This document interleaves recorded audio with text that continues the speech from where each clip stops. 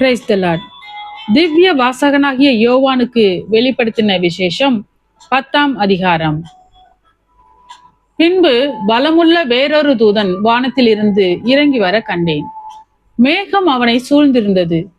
அவனுடைய சிரசின் மேல் வானவில் இருந்தது. அவனுடைய முகம் சூரியனைப் போலவும் அவனுடைய கால்கள் அக்கினி ஸ்தம்பங்களைப் போலவும் இருந்தது.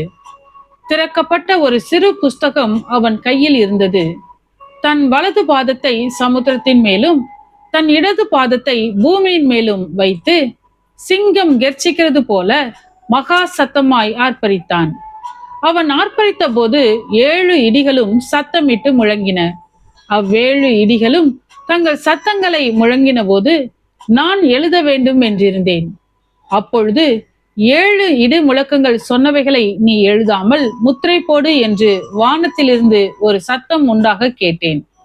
சமுத்திரத்தின் மேலும் பூமியின் மேலும் நிற்கிறதாக நான் கண்ட தூதன் தன் கையை வானத்திற்கு நேராக உயர்த்தி, இனி காலம் செல்லாது, ஆனாலும் தேவன் தம்முடைய ஊழியக்காரராகிய தீர்க்கதரிசிகளுக்கு சுவிசேஷமாய் அறிவித்தபடி 7ஆம் தூதனுடைய சத்தத்தின் நாட்களிலே அவன் எக்காலம் ஊத போகிற போது தேவ ரகசியம் நிறைவேறும் என்று வானத்தையும் அதில் உள்ளவைகளையும் பூமியையும் அதில் உள்ளவைகளையும் சமுத்திரத்தையும் அதில் உள்ளவைகளையும் சிருஷ்டித்தவரும் சதா காலங்களிலும் உயிரோடு இருக்கிறவருமானவர் மேல் ஆணையிட்டு சொன்னான்.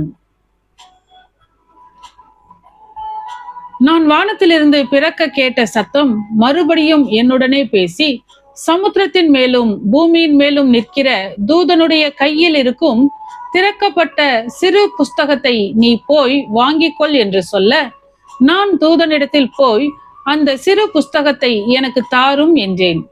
அதற்கு அவன், நீ இதை வாங்கி புசி, இது உன் வயிற்றுக்கு கசப்பாய் இருக்கும், ஆகிலும் உன் வாய்க்கு இது தேனை போல மதுரமாய் இருக்கும் என்றான். நான் அந்த சிறு புஸ்தகத்தை தூதனுடைய கையிலிருந்து வாங்கி அதை புசித்தேன்.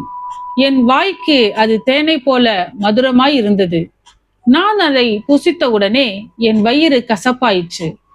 அப்பொழுது அவன் என்னை நோக்கி, நீ மறுபடியும் அநேக ஜனங்களையும் ஜாதிகளையும் பாஷைக்காரரையும் ராஜாக்களையும் குறித்து தீர்க்க தரிசனம் சொல்ல வேண்டும் என்றான்.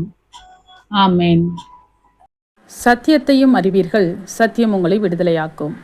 இந்த வசனத்தின்படி அநேகர் சத்தியத்தை அறிந்து விடுதலையாக்கப்பட இந்த சேனலை லைக் செய்யுங்கள், அநேகருக்கு ஷேர் பண்ணுங்கள். ஜீவ வார்த்தையை தினமும் கேட்க சப்ஸ்கிரைப் செய்யுங்கள்.